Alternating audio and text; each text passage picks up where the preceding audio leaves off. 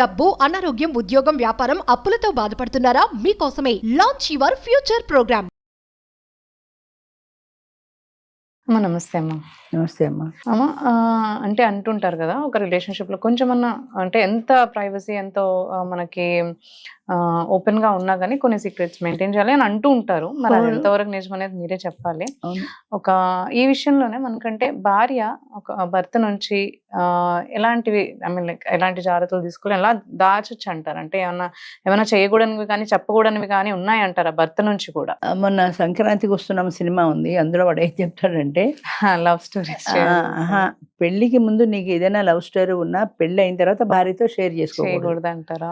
అది ఎంత క్లోజ్ గా ఉన్నా ఎంత ఫ్రెండ్లీగా ఉన్నా సరే ఆ తర్వాత నీ కొంపలు అంటుకుంటాయి.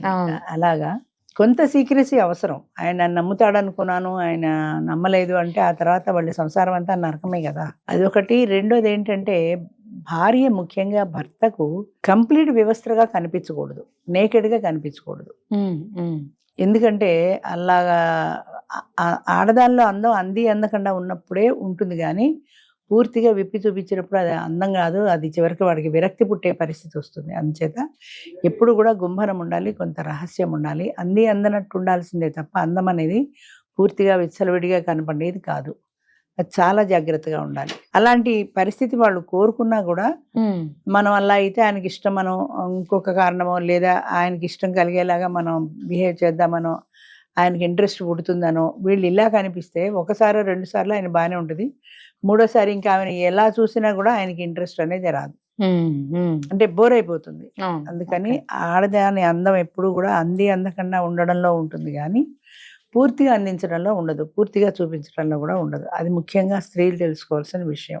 అదొకటి. రెండోది దాపరికం ఎంతవరకు దాయొచ్చు అంటే ఇప్పుడు ఆయన ఎదురుగుండా మనం ఏదైనా చేయకూడని తప్పు మనం చేస్తూ పట్టుబడ్డామనుకో, అది జీవితం అంతా నాశనమే కదా, ఆయనకి దూరంగా ఉండాల్సి వస్తుంది. అంచేత భర్త ఎదురుగుండా ఎప్పుడు కూడా విచ్చలవిడిగా ఉండకూడదు, తప్పు పని చేస్తూ భర్త కంట పడకూడదు. పడితే సంసారం నాశనమే కదా. అలానే చాటకుండా తప్పు చేయమని కాదు నా ఉద్దేశం. అసలు తప్పు పని భర్త కంటే కాదు, అసలు ఎప్పుడు కూడా తప్పు పని చేయకూడదు. చేయకుండా ఉంటే ప్రాబ్లం లేదు. అంచేత ఒకవేళ తన గత జీవితంలో ఏదైనా ఒకవేళ ప్రేమ లాంటిది ఏదైనా వ్యవహారం ఉన్నా కూడా అది భర్తతో షేర్ చేసుకోకూడదు. చేసుకుంటే వచ్చేటువంటి నష్టాలను కూడా ఫేస్ చేయగలగాలి. ఆయన కాదు అని అనుకుంటే దానివల్ల ఏదైనా ఇబ్బందులు వస్తే ఫేస్ చేయగలిగే ధైర్యం ఉంటేనే చేయాలి. అయ్యో ఆయన మంచివాడు అనుకున్నాను, వింటాడు అనుకున్నాను, నమ్ముతాడు అనుకున్నాను, ఇలా ఏమనుకున్నా ప్రయోజనం ఉండదు. అందుకని అది ఆ గట్స్ ఉంటేనే దాన్ని ఎక్స్ప్రెస్ చేయాలి, లేదంటే గుంభనంగా ఊరుకొని ఉండాలి. లేదా పెళ్లికి ముందు మాట్లాడుకోవడానికి ముందే నా గత జీవితంలో ఇగో ఇలాంటి జరిగింది, నీకు ఇష్టమైతే లేకపోతే లేదు, పెళ్లి చేసుకో లేకపోతే లేదు అని చెప్పినా పర్వాలేదు. కానీ పెళ్ళి అయిన తర్వాత ఇద్దరు కలిసి భార్యాభర్తలుగా జీవించడం మొదలెట్టిన తర్వాత కొన్నాళ్ళు గడిచాక నువ్వు నీ గత జీవితాన్ని షేర్ చేసుకోవడం అనేది ఎప్పుడు ప్రమాదమే. పెళ్లికి ముందు షేర్ చేసుకో, ఆయన ఇష్టమైతే చేసుకుంటాడు, కష్టమైతే లేదు. కానీ చేసేసుకున్న తర్వాత ఇప్పుడు నాకు వద్దంటే గొడవే కదా. అంచేత చేసుకోక ముందు మాట్లాడుకోవచ్చు, కానీ చేసుకున్న తర్వాత పర్వాలేదులే, నాకేం గతం లేదు, లేదా నాకెవరో అమ్మాయి గర్ల్ ఫ్రెండ్ ఉండేది అనేదో చెప్తాడు ముందు.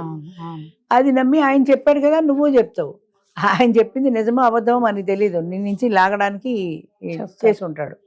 మన లాస్ట్ టైం ఎప్పుడో చెప్పినట్టు నన్ను చూడు, నువ్వు వర్జినేనా అని అడిగాడని అమ్మాయి పెళ్లి క్యాన్సిల్ చేసుకుంది. పెళ్లి చూపులు అయిపోయాయి, పెళ్లి సిద్ధమైపోయింది, హాల్ బుక్ అయిపోయింది, చీరలు నగలు అన్ని కొనేసారు, ఇన్విటేషన్స్ పనిచేశారు, అంతా అయిపోయింది. 4 రోజుల్లో పెళ్లి. పెళ్ళనగా ఇద్దరు మాట్లాడుకుంటున్నారు, సహజంగానే మాట్లాడుకుంటారు కదా, ఇద్దరు మాట్లాడుకుంటున్నారు. మాట్లాడుకోవడంలో ఎప్పుడో క్యాజువల్గా అడిగాడు ఆర్ యు వర్జిన్ అని. అమ్మాయికి కోపం వచ్చి 4 రోజుల్లో పెళ్లి పెట్టుకుని పెళ్లి క్యాన్సిల్ అంది. అమ్మాయికి ఎంత ధైర్యం ఉండాలి? పెళ్లి క్యాన్సిల్ అయిందంటే బంధువులు ఏమనుకుంటారు, వచ్చిన వాళ్ళు ఏమనుకుంటారు, కాబోయే వాళ్ళు ఏమనుకుంటారు, తల్లిదండ్రులు ఏమనుకుంటారు. తల్లిదండ్రులు కూడా అమ్మాయి మాటకి విలువిచ్చి మా అమ్మాయికి ఇష్టం లేకపోతే మేము పెళ్లి చేయం, క్యాన్సిల్ అనేసారు అంతే.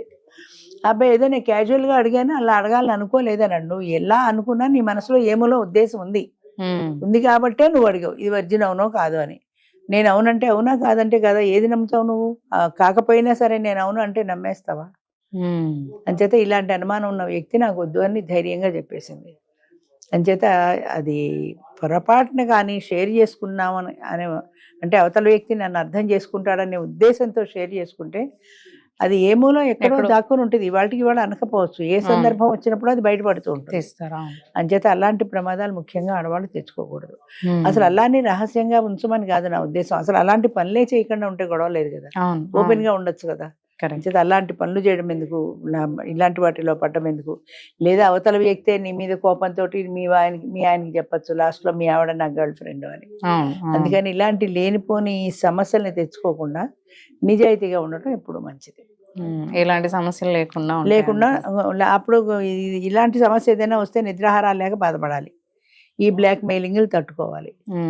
అంచేత ఇలాంటివి ఏమీ లేకుండా, మొన్న ఎప్పుడో ఇందులోనే చూశాను, వాడు పెళ్ళయింది, పెళ్ళంతా ఉంటాడు, వాడికి ఎవరో గర్ల్ ఫ్రెండ్ దొరుకుతుంది, అమ్మాయితో కలిసి హోటల్కి వెళ్తాడు, మీ ఆవిడకి ఏం చెప్పొచ్చావని ఏదో అడుగుతుంది, ఎందుకు నా మూడు ఇప్పుడు ఖరాబ్ చేస్తావు, దాన్ని తీసుకొచ్చి దాన్ని దృష్టిలో పెట్టావు నన్ను అని విసుక్కుంటాడు. ఏదో అయిపోయింది వెళ్ళిపోయారు, ఎవరిళ్ళకి వాళ్ళు వెళ్ళిపోయారు.